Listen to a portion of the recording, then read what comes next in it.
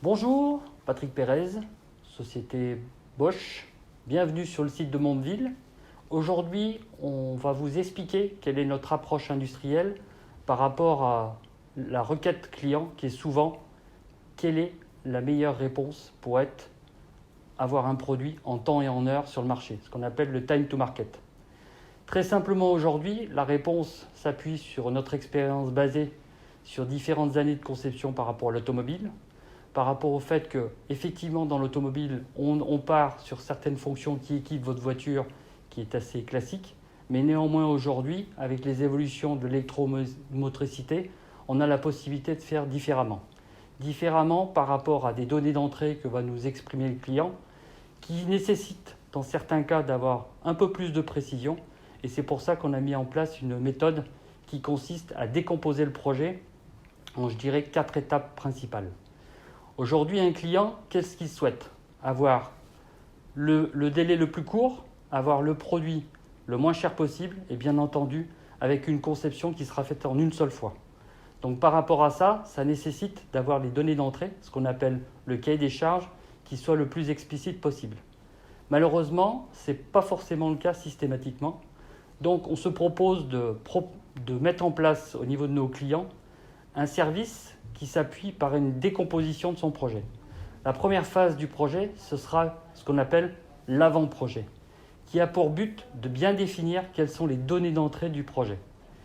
Évidemment, souvent, c'est lié à des questions que le marketing ne sait pas répondre.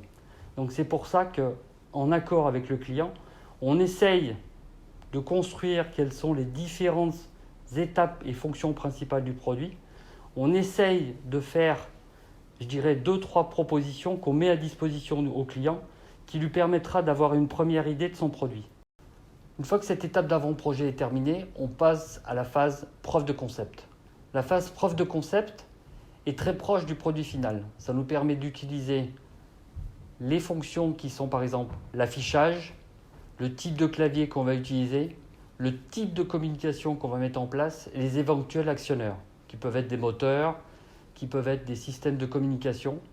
L'objectif est de mettre à disposition quelques produits au niveau des différents marketing que peut avoir le client en Europe et ailleurs, ce qui nous permettra de nous finaliser en fait les étapes de conception du produit qui auront pour but de bien définir le prix de revient industriel, le planning du produit dans la phase, je dirais, de mode série et ainsi que le coût des différents outillages.